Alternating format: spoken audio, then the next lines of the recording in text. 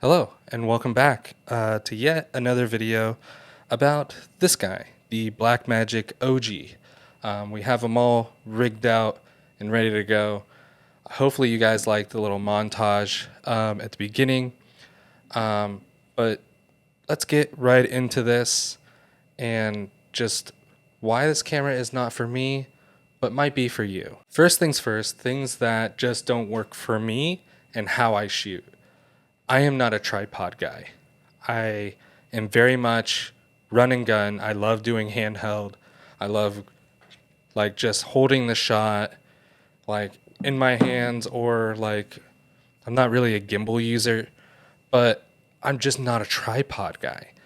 And this camera, at least for me, maybe I just have like the worst shaky hands, which could possibly be it.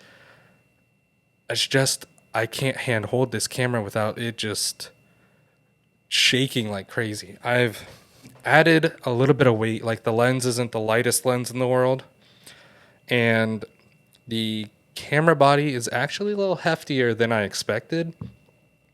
And we just added a little mic just for like environmental sounds and scratch audio. It's just, I don't know. Maybe my hands are just too shaky. So that's a con for me. It probably has everything to do with me, and that's okay. Second of all, the rolling shutter for me isn't as fast as I would like it to be. And I know that's pretty notorious across all Blackmagic cameras.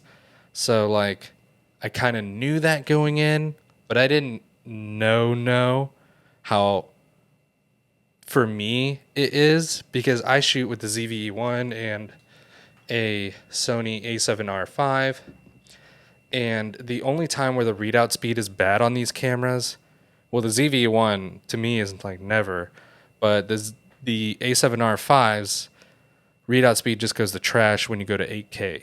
So, but I never shoot 8K, so there's that. The second con for me is that like I just really have gotten used to like autofocus and enjoying that feature. So for me, I can still manual focus. That's not the problem. It's just that I enjoy the convenience of it. So yes, I know that this camera doesn't have autofocus, and I'm aware.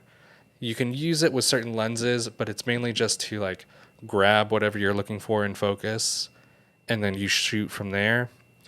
But I don't know. I've just really gotten to enjoy my autofocus stuff, and I would only like to manual focus when needed. So that's a con for me. And lastly, my last gripe with this camera was that I mainly got it to be lighter than my ZV-E1, and I should have known better because the ZV-E1 is like a decent amount of plastic, I'll be honest. Or if it's not plastic, then it's just super lightweight. And after rigging this out the way I would need it to be, it just ends up being heavier than the CVE1, which is not why I wanted it. Like, it was supposed to be like lightweight and nimble. So I don't know. Just that's probably a me thing.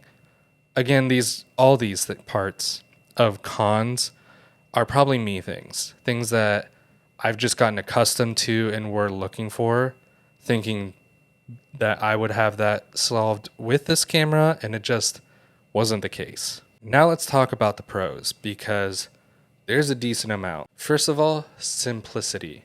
If you are a person who is a no fuss dude and just likes to set up his gear, get composed and shoot, this camera's for you. 100%.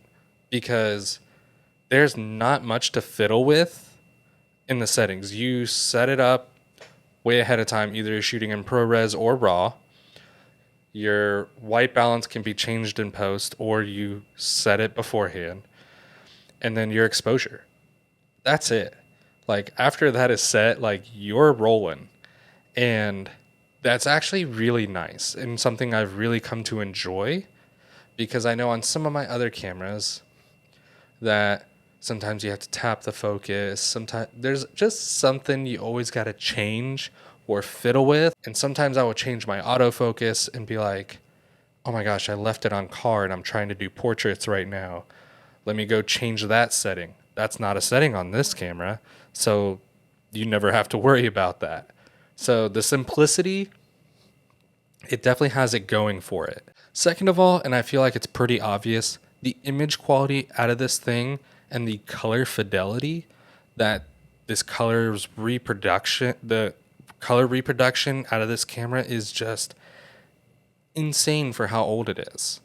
Like, personally, I feel like it should not look that good. And the file, I shot in ProRes HQ, which is a pretty hefty file for such a tiny camera. Like, the only other camera that I know that's like pretty affordable that'll shoot ProRes, like HQ anyways, is the XH2S. And I had that camera. And the image quality is great, but there's something about the colors going on in this camera that just look so nostalgic, I want to say. There's just a reproduction of the colors that it's kind of hard to put your finger on, but like my eye is drawn to it because they just look crazy. And the fact that all this is in 1080p is nuts. Like, that is crazy to me that this is 1080p, upscaled into 4K, and it blends in perfectly fine. And lastly, and I feel like this has been plastered all over the internet by now, and you probably already know that this little guy shoots cinema DNG RAW. That is awesome. Like, if you are looking for a camera to both have a raw video workflow as well as maybe grab some of the stills from it, like, this is that camera. And I know, with all that being said, I'm not keeping this camera. It is just not for me. I enjoyed it. It's super fun. I am just not the intended user for this camera. So if you're looking for one, shoot me a comment. I will update the notes if I still have it or not. But yeah, this is not a camera for me. It's for somebody else. Maybe for someone who actually is getting into the cinematography game.